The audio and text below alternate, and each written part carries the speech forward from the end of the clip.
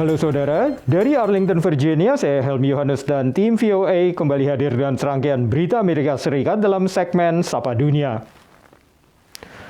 Terobosan baru yang potensial untuk melawan COVID muncul setelah pabrik farmasi Merck mengumumkan pil baru untuk pengobatan antiviral yang menurut uji klinis mereka bisa mengurangi risiko rawat inap dan kematian hingga 50%. Obat antiviral pertama yang dirancang khusus untuk mengobati COVID-19 diumumkan raksasa farmasi Merck setelah pengujian tahap 3 menunjukkan obat baru Molnupiravir bisa menekan risiko rawat inap atau kematian sebesar 50%. Menurut ABC News, pengujian ini melibatkan 775 pasien dengan gejala COVID ringan hingga sedang dan memiliki minimal 1 faktor risiko untuk penyakit parah. Dalam pengobatan ini, 4 pil diberikan setiap 12 jam selama 5 hari dan dimulai setelah pasien dites positif COVID. Setelah 29 hari, tidak ada kematian pada pasien yang mendapatkan obat Molnupiravir, sementara ada 8 kematian pada pasien yang diberi placebo.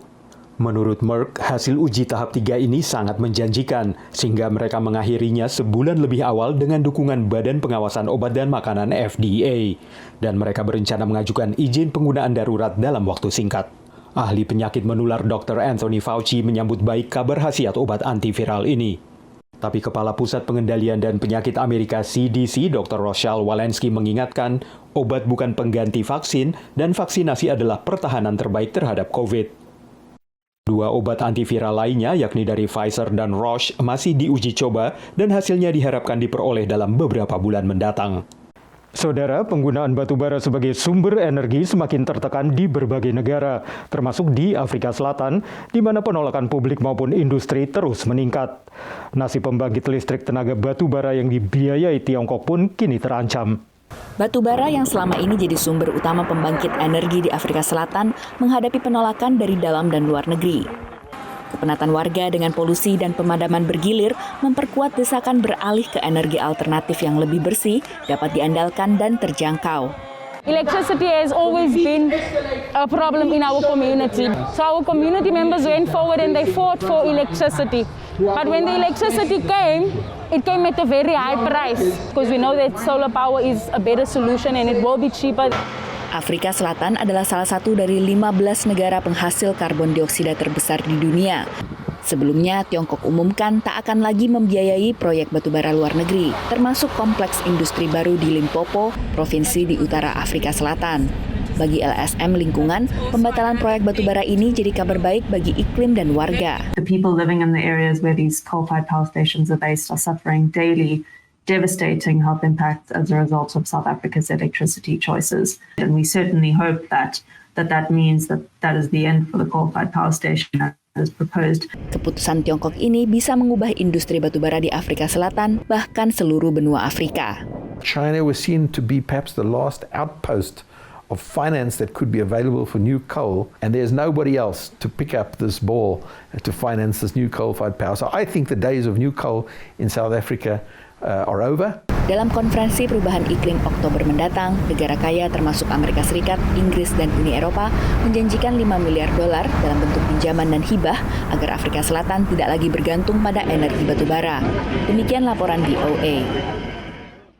Beralih ke semakin banyak warga Amerika yang kini menyantap protein nabati demi mengurangi konsumsi protein hewani. Salah satu alasannya karena pertimbangan lingkungan hidup. Produsen produk nabati pun cepat tanggap. Setelah sebelumnya fokus pada produk pengganti daging sapi, kini mereka mulai membuat nugget ayam nabati. Setelah bersaing dalam memproduksi dan sukses menjual burger berbahan nabati, 2 produsen protein berbahan nabati, Impossible Foods dan Beyond Meat, menggarap pengganti daging ayam berbahan nabati. Chicken is one of the most consumed categories of meats in the U.S., especially among children. We're launching a product that is delicious, more nutritious for you, lower saturated fat, fewer calories, and has far less impact on the environment. Impossible Foods mulai menjual nugget berbahan nabatinya di berbagai jaringan supermarket utama di Amerika Serikat, seperti Walmart dan Kroger. Sementara Beyond Meat mulai menjualnya di jaringan supermarket, termasuk Walmart dan juga Harris Teeter. Setelah pertama meluncurkan nugget ayam nabati di sejumlah restoran siap saji. So you can get breaded chicken now from Beyond Meat in the food service sector as a tender, or you could, until it's sold out, get it at Panda Express as the Beyond Original Orange Chicken. then also at AEW in Canada. And so we have all these different outlets that are now selling the product, and we're going into retail as well. If you are one of these companies that are going into this with the hope and the mission of we are going to reduce human consumption of animals, we're going to reduce animal slaughter, then you have to address chickens because, billions of chickens are eaten. Chicken eating around the world is enormous. Sejak penjualan perdana burger nabati Beyond Meat pada 2016, penjualan produk protein nabati pengganti daging melesat. Meski masih kalah jauh dibandingkan penjualan daging ternak dan unggas. Demikian laporan tim VOA. Kini kita tengok warga diaspora Indonesia Nuri Auger di Littleton, Massachusetts yang memiliki cita-cita menjadi petani.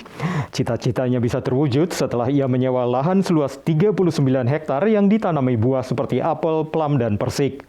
Meski tidak mudah dan memakan biaya yang tidak murah, Nuri pantang mundur dan bisa menjual hasilnya ke berbagai toko dan pasar kaget.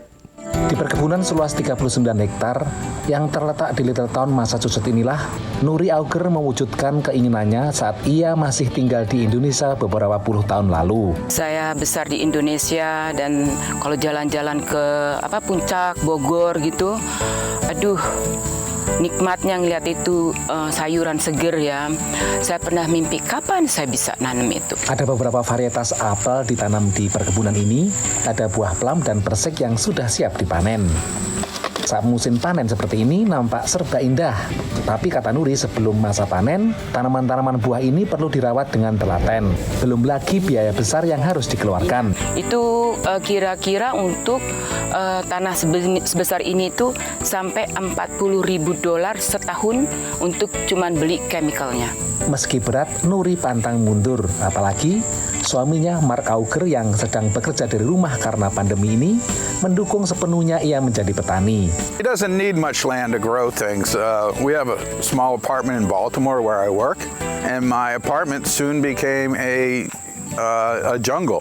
There were plants everywhere. Dari hobi menanam di pot kemudian mengalami suka duka menjadi petani, Nuri semakin menghargai profesi ini. Hasil panen buah dipasok ke berbagai toko dan supermarket di Massachusetts. Atau kadang dibawa saat ia menjual makanan Indonesia di pasar kaget seperti di kota Westford, yang semua hasil keuntungannya disumbangkan ke yayasan pendidikan di Indonesia. But then also particularly I like her jamu. Yeah, she makes the most fantastic jamu. Dari Littleton, Massachusetts, Supriyono, Virginia Gunawan, dan Rifan Biastono melaporkan. Saudara, kami akan kembali dengan Sapa Dunia Senin depan. Terima kasih atas perhatian Anda. Dari Arlington, Virginia, saya Helmi Yohanes dan tim VOA.